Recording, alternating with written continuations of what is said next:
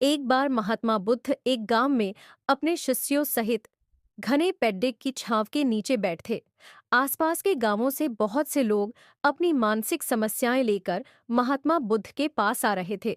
महात्मा बुद्ध उन सब की मानसिक परेशानियों का समाधान देते। सब लोग खुशी खुशी अपनी समस्याओं का समाधान पाकर वहां से लौट रहे थे।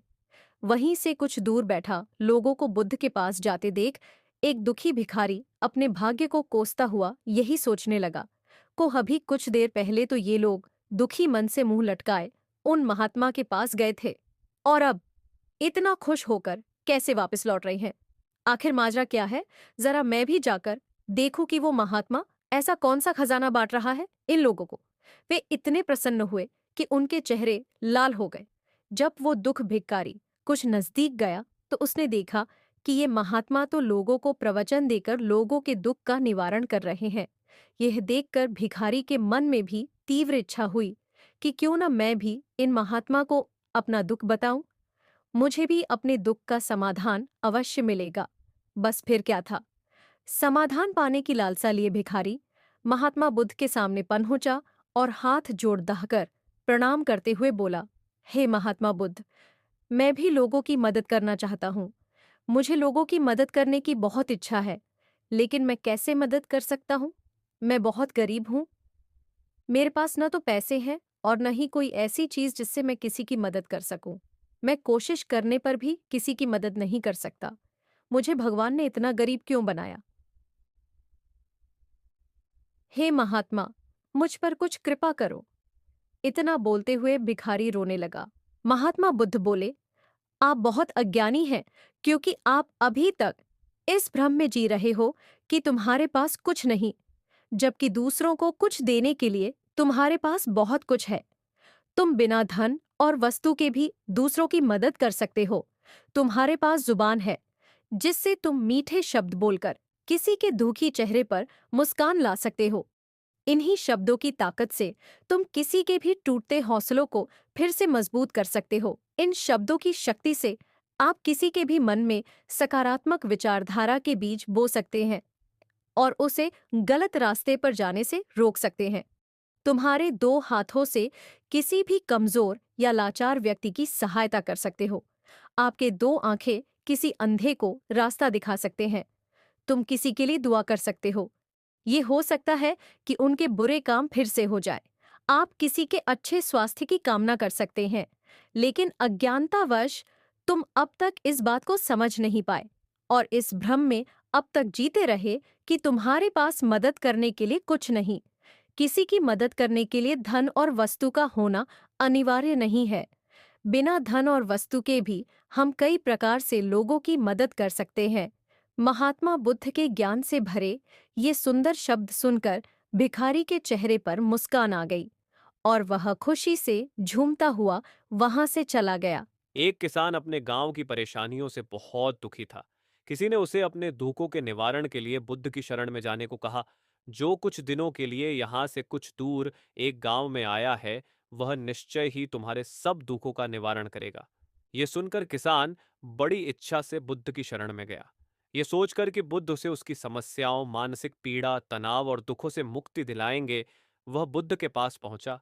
उसने बुद्ध से कहा कि हे बुद्ध, मैं एक किसान हूँ, मुझे खेती करना पसंद है, लेकिन बारिश कभी भी पर्याप्त नहीं होती और मेरी फसलें बर्बाद हो जाती हैं। पिछले साल मेरे पास खाने के लिए कुछ नहीं था और इस साल भी अत्यधिक बारिश के कारण फसल को बहुत नुकसान हुआ। मेरे पास खाने के लिए पर्याप्त भोजन नहीं है। किसान ने कहा, मैं शादीशुदा हूँ, मेरी पत्नी मेरा ख्याल रखती है, मैं उससे प्यार करता हूँ, लेकिन कभी-कभी वह मुझे बहुत परेशान करती है और घर में बहुत क्लेश हो जाता है, जिससे मुझे लगता है कि अच्छा होता अगर वह मेरी जिंदगी में नहीं आती। मेरे भी दो बच्चे हैं। कभी-कभी मेरे बच्चे भी मेरा अनादर और अवज्ञा करते हैं, मेरे निर्देशों का पालन नहीं करते। किसान लगातार बुद्ध को अपने दुखमय जीवन के बारे में ऐसी तमाम बातें बता रहा है। बुद्ध उस दुखी किसान की समस्या को ध्यान से सुनते रहे। अपनी जिंदगी की सारी परेशानियां बताने के बाद जब उन्हें राहत महसूस हुई तो वह चुप हो गए। अब उसके पास बताने के लिए कोई और समस्या नहीं बची थी। अब वह चुपचाप बैठकर बुद्ध की ओर देख रहा था और अपनी समस्या का समाधान पाने के लिए बुद्ध के उत्तर की प्रतीक्षा कर रहा था। लेकिन बुद्ध चुप थे। किसान ने फिर कहा, हे बुद्ध, मैं आपकी शरण में आया हूं, कृपया मेरे जीवन की इन समस्याओं का समाधान करें। बुद्ध ने कहा, मैं तुम्हारी कोई मदद नहीं कर सकता। किसान आश्चर्यचकित होकर बोला, अरे, ये आप क्या कह रहे हैं? सब कहते हैं कि आप सबके दुख दूर कर देते हैं। तो क्या तुम मेरी समस्याएं हल नहीं करोगे, इसलिए कि मैं एक गरीब किसान हूं? बुद्ध ने कहा, मुश्किलें हर किसी के जीवन में आती हैं। जीवन में दुख और परेशानियां आना स्वाभाविक है। व्यक्ति के जीवन में अक्सर उसके कर्मों के अनुसार परिस्थितियां बदलती रहती हैं, जिससे सुख, दुख, निराशा और क्रोध आता है। नए रिश्तों का बनना, पुराने रिश्तों का बिगड़ना, रिश्तों में मिठास और कड़वाहट, ये सब सामान्य है। ये जीवन का हिस्सा है और ये जीवन का चक्र है। हकीकत तो ये है कि हम सभी के जीवन में 83 प्रकार की कठिनाइयां हैं। इन कठिनाइयों का समाधान आप और मैं नहीं कर सकते, कोई नहीं कर सकता। जिंदगी और जिंदगी में बनने वाले रिश्ते स्थिर नहीं होते। एक दिन रिश्तेदार भी चले जाएंगे और जिंदगी भी खत्म हो जाएगी। लेकिन ये समस्याएं वैसे ही रहेंगी जैसे आज आपकी जिंदगी में हैं और कल किसी और की जिंदगी में होंगी। इस पर किसान अपना नियंत्रण खो देता है और क्रोधित हो जाता है और ऊंची आवाज में बुद्ध से कहता है कि हर कोई कहता है कि तुम्हें एक महात्मा, एक सिद्ध पुरुष, एक प्रबुद्ध व्यक्ति होना चाहिए। मैं इस विश्वास के साथ यहाँ आया हूँ कि आप मेरी मदद करेंगे। यदि आप मेरी समस्याएं हल नहीं कर सकते तो मेरा यहाँ आना व्यर्थ था। हर कोई झूठ बोलता है कि वे समस्याओं का समाधान करते हैं। आपने मेरी एक भी समस्या का समाधान नहीं किया। तुमसे अच्छे तो वह महात्मा हैं जो 2 वर्ष पहले मेरे घर आए थे।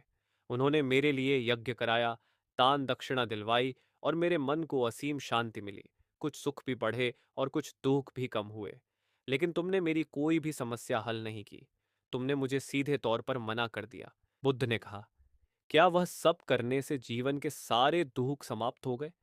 इतना कुछ करने के बाद भी अब आप इतने परेशान क्यों हैं? अब आप पहले से भी ज्यादा दुखों से घिर गए हैं। तात्पर्य यह है कि जीवन में दुख कभी समाप्त नहीं होते। किसान बोला, तो क्या मैं मान लूं कि तुम मेरी मदद नहीं कर सकते?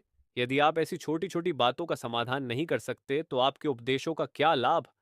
बुद्ध ने कहा, मैं तुम्हारी 84वीं समस्या का समाधान तो नहीं कर सकता, लेकिन हाँ, मैं तुम्हारी 84वीं समस्या का समाधान अवश्य कर सकता हूँ।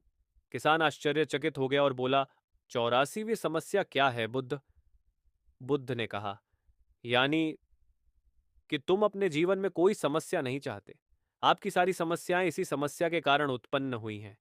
यदि आप इस तथ्य को स्वीकार कर लें कि जीवन में समस्याएं मौजूद हैं और समस्याएं जीवन का हिस्सा हैं, तो आप जीवन की समस्याओं से विचलित नहीं हो पाएंगे।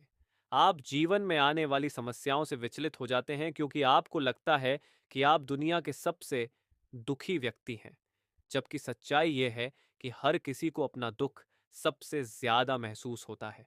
लेकिन जिस दिन आप यह समझने लगेंगे कि मेरा कष्ट अन्य लोगों की तुलना में बहुत कम है, उस दिन से कोई भी दुख आप पर प्रभाव नहीं डाल पाएगा। जब तक आप नहीं चाहेंगे कि आपके जीवन में कोई परेशानी ना आए और आप हर दुख दर्द से बचे रहें, तो यह संभव नहीं है। ऐसे में छोटा सा दर्द भी आपको बेचैन कर देगा और आपकी मानसिक शांति भंग कर देगा। किसान ये सुनकर बहुत खुश हुआ और बुद्ध को प्रणाम करते हुए वहाँ से चला गया।